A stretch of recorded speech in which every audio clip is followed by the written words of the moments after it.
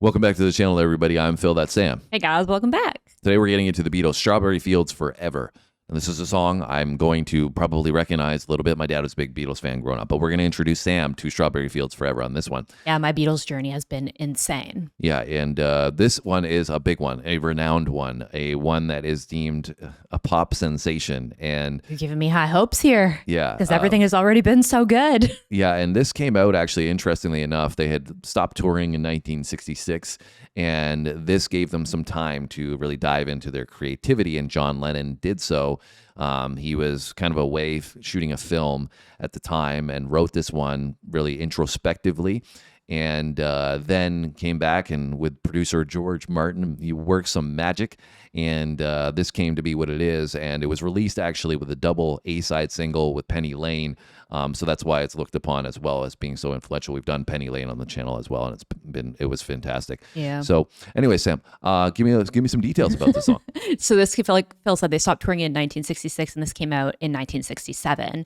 And it charted really well. It went to number 2 in the UK and 8 in the US. Yeah. So this is, just another one in the catalog. We've got so much to get through with the Beatles. We've got through some of it already. So if you have any other suggestions for songs that we haven't done thus far, drop it in the comment section down below. We got a Beatles playlist that you can check out. And if you enjoy this video, make sure you like and maybe even share it with somebody else. It does make a big difference for our channel. We rely on your support so much, and thank you for that. All right, you ready to check out the Beatles with Strawberry Fields Forever? I am. Let's do it. Let's go.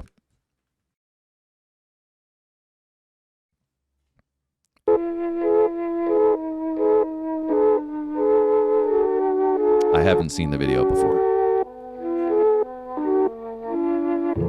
Let me take you down, 'cause I'm going to Strawberry Fields. Nothing is real, and nothing to get hung about. Strawberry Fields forever. Living is easy with eyes closed. Misunderstanding all you see. It's getting hard to be someone, but it all works out. It doesn't matter much to me.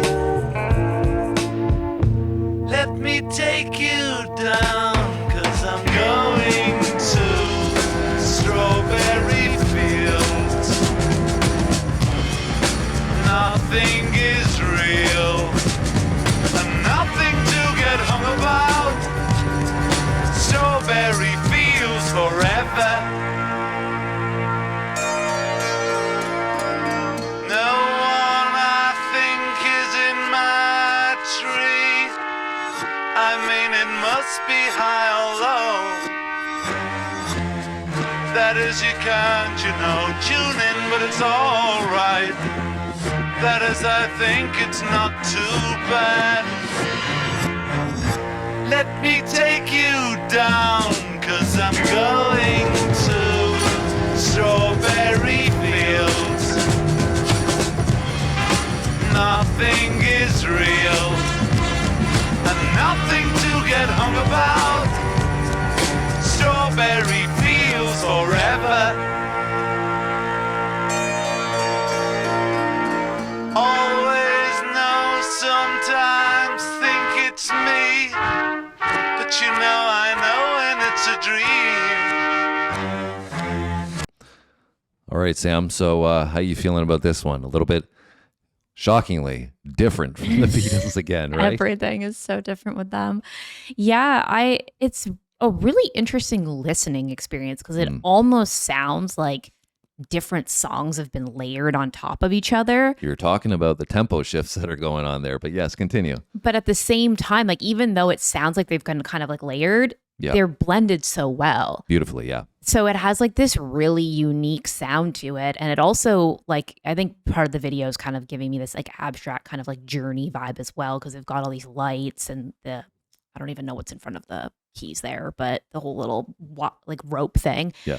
It just is like very abstract and kind of like out there. And I feel like the sound matches that. But at the same time, it's like melodic, even though it's a little bit disjointed at the same time. Like, it's just so crazy. It's just such like an interesting listening experience.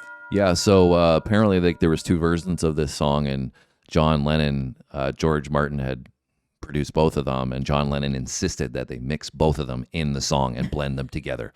And that just shows you the creativity of John, obviously the creative and the genius of George Martin as well. But you hit the nail on the head for me as well in this one. The mix is so beautiful.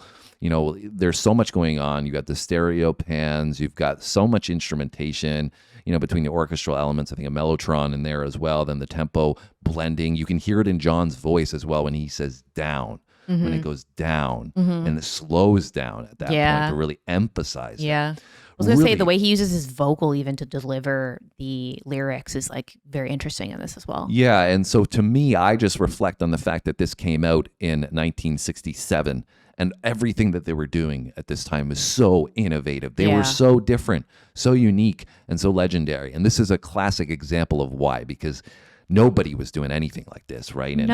And making it into a pop song at that. And like, think about how well this charted, even though it's so different. You know what I mean? It's crazy. And I think another thing that like just really speaks to me about them is like they made the decision to stop touring so that they could have more creative time in the studio. It's like, how many artists do you know want to give up like the attention from the crowds and the spotlight? Exactly, just because they love their craft so much. Let's keep it going and finish this brilliant masterpiece.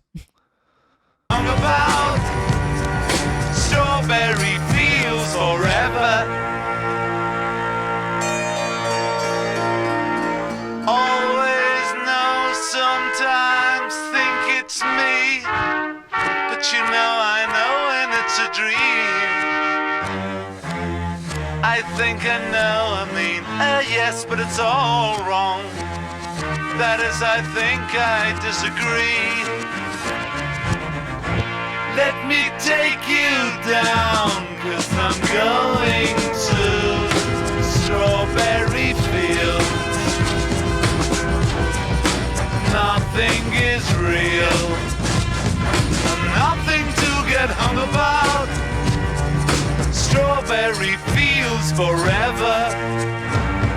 Strawberry fields forever. Strawberry fields forever.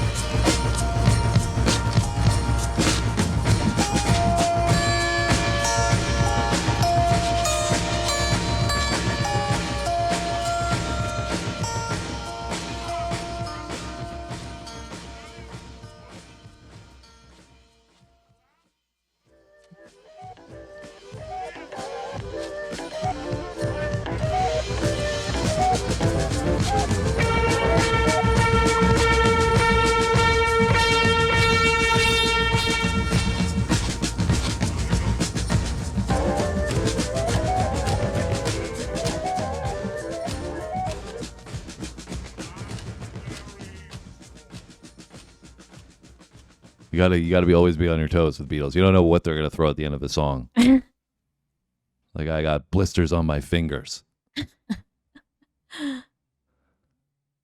And walking off into the sunset. Definitely have creativity with their outfits too. Yeah, and like you said, the video, obviously, you got the strings from the piano there, like attached to a tree, and then they're painting it at the end, and then the video, the color schematic that they're using in the video, really innovative in a video sense as well, because like music videos obviously didn't come popular until the 80s, but this is kind of like setting the stage for that too. So on so many levels, so wild. And so anyway, Sam, closing thoughts on this one?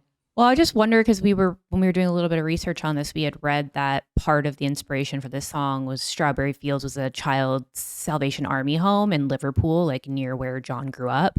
So I kind of wonder, because like in the song, it talks about like nothing is real and it almost has this escapism kind of vibe. And in the video, they're wearing colorful outfits and they're painting, and there's like some kind of child-esque, like fun, playful parts of it.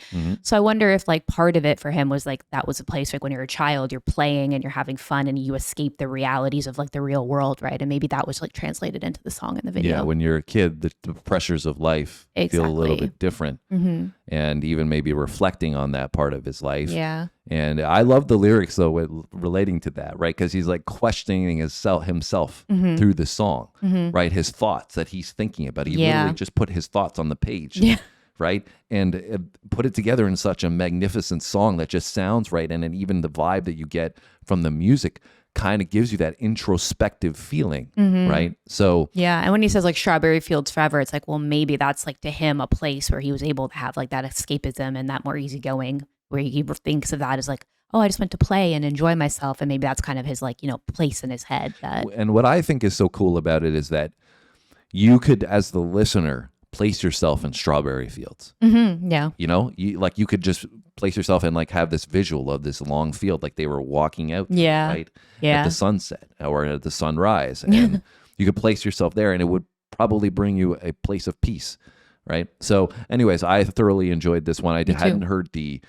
Hadn't seen the video before. I'd never heard the mix like this before. I just heard it, on a stereo system. My dad had played it or whatever, and really, didn't pay attention to it. I think for me, this thing that stuck out was the Strawberry Fields Forever.